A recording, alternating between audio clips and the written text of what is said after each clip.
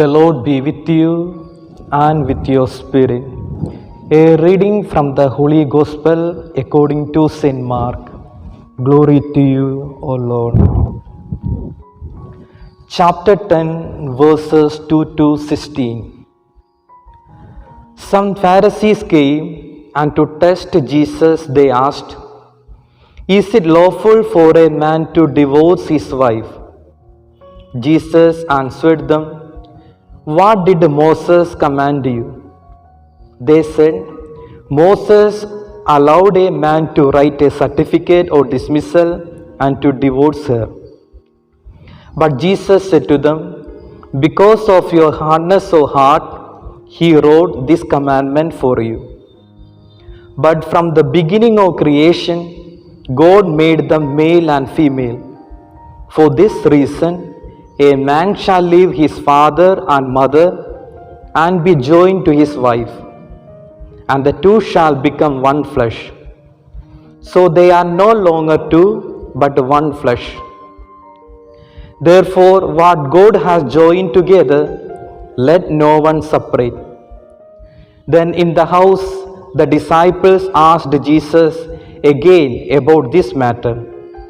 Jesus said to them, "Whoever divorces his wife and marries another commits adultery against her. And if she divorces her husband and marries another, she commits adultery." People were bringing little children to Jesus in order that Jesus might touch them. And the disciples spoke sternly to them. But when Jesus saw this, he was indignant and said to them, "Let the little children come to me, do not stop them. For it is to such as these that the kingdom of God belongs. Truly I tell you, whoever does not receive the kingdom of God as a little child will never enter it." And he took them up in his arms, laid his hands on them, and blessed them. The Gospel of the Lord. Praise to the Lord Jesus Christ. Dear brothers and sisters, we are in the 27th Sunday in our ordinary time, and we are in the new month, first week. Jesus speaks about the sacrament of marriage. Sometimes it is difficult for us to speak about marriage. The problem, there will be opposition that what the priest and the religious knows about the marriage. They are not getting married. But we know that we all are coming from our own family. It is situated in the sacrament of marriage. Just like we say, the Holy Eucharist is the sacraments of all the sacrament. The same way, the sacrament of marriage is the vocation of all other vocation. The Christianity, especially the Catholic Church, mainly focus on four vocations. These are all four holy vocations: the vocation of marriage, the vocation of religious life, the vocation of priestly life, and the vocation of single life. And we know that if there is no the vocation of marriage, the other three vocation is not existing.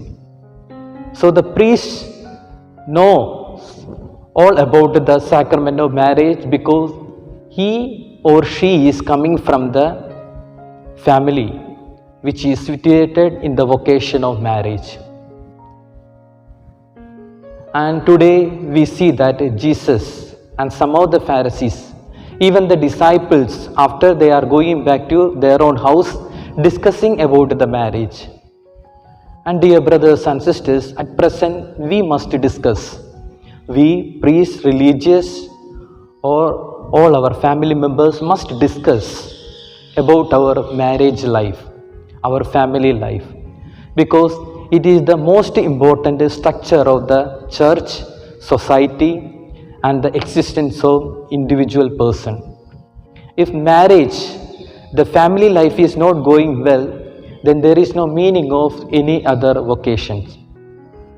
I have a beautiful experience in the year of 2018 when I was doing my service as a diaconate minister in my own parish. One fine evening, one old woman, more or less she is 60 or 65 years old, she wanted to meet the parish priest. Since he was not there, she met me. And she wanted to just talk to me about her family life. The family life and the family problem is like this. She is in the age of 60 or 65 years old. But she had a problem with her husband that he is always doubting her. And I was surprised. She is almost 60 and 65 years old woman, and her children got married and she has having the grandchildren, but still in her family life, in her marriage life, she is experiencing the trouble and difficulties, and the problem is just like husband is doubting. And you can see many other problems. We know our own problems in our own families. That's why in the beginning itself I told you that we all are coming from our own family.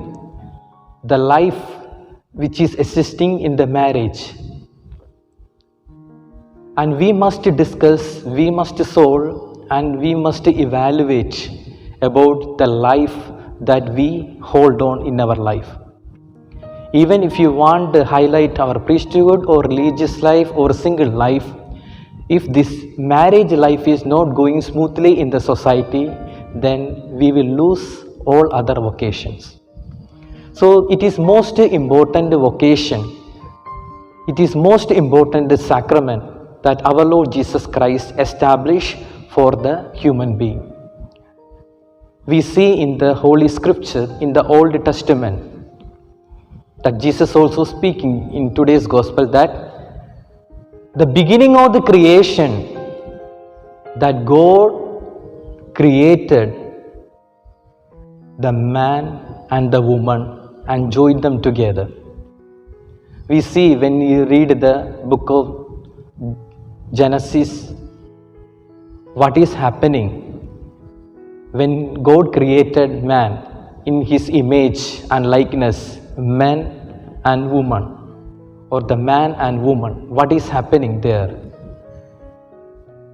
The man saw that even though he has the two image, the feminine nature or the nature of the male, he felt loneliness. He saw seeing all the creation, all the creatures, the animals, they are very happy, they are very joy, and they are expressing their love one another, all the birds and all other creation enjoying with their life. But God saw that man is alone, even though he has two nature, two image that he created for him. But God saw that he is feeling loneliness in his life. So God understood that the man is standing as alone is not good. He feels loneliness. Immediately, God is making another person. That is, we see in the Old Testament, Eve. There we call them Adam and Eve. And we can see how they are establishing their family life. So that's why Jesus also saying, my Father, God the Father, before the creation itself, He made the human being, man and woman, and joined them together. That's why what God joined, man must not be separated. God is the one who joined. They were seeing us alone, but He joined to them together. And now we are not able to separate. Then there is no meaning. Because of we feel loneliness.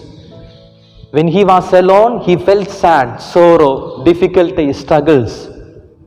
That's why he joined them together, two individual person, two individual character, two individual love. He made it as a one flesh. And now, after this sacrament of marriage, after this holy vocation of marriage, if we man separating themselves means there is no meaning. So church is teaching us the marriage, the family life should go with three elements. One is love, another one is fidelity and unity. When I see this love, unity and fidelity, I see about Jesus and Saint Peter. Jesus is asking his great disciple, the first Pope of our Catholic Church. Jesus is asking, Peter, do you love me? He said, yes, Lord, I am loving you. Continuously, Jesus asked 3 times, Peter, do you love me? 3 times, with great devotion, with great love, he told, yes, Lord, I love you. And Jesus is asking, lead my flock, lead my church. Even though Peter said, I love you, just like a husband is saying to the wife, I love you, my darling. Just like a wife is telling to his husband, I love you, my dear. Just like Peter also said to Jesus Christ, I love you, my Lord. And they continued their love together. But it doesn't mean that there was no problems and difficulty. After some times, the same love is broken. Peter denied many times. When the persecution emerged, Peter wanted to leave the flock and go away. But that time, Jesus is coming and strengthening them. Strengthening the Peter. He is reuniting with love, fidelity and unity. So dear brothers and sisters, we need these 3 things to contribute ourselves in our marriage or in our any other vocation. Whether it is religious life or priestly life or single life, we have to reunite with love, fidelity and unity. It is just like 100% personality. Any vocation, any life, we cannot fulfill with 100% individually. It is a collaboration of other companions, whether it is a community life, whether it is a religious life, whether it is a priestly life, even single life, we need a social structure. We need assistance of our companions. We need assistance of our friends, parents, and even our assistance of wives. So individually we cannot gain 100% in our life. It is a contribution of other companions. So just like a marriage we take, the wife and husband cannot individually hold 100%. Then it will be ego clash.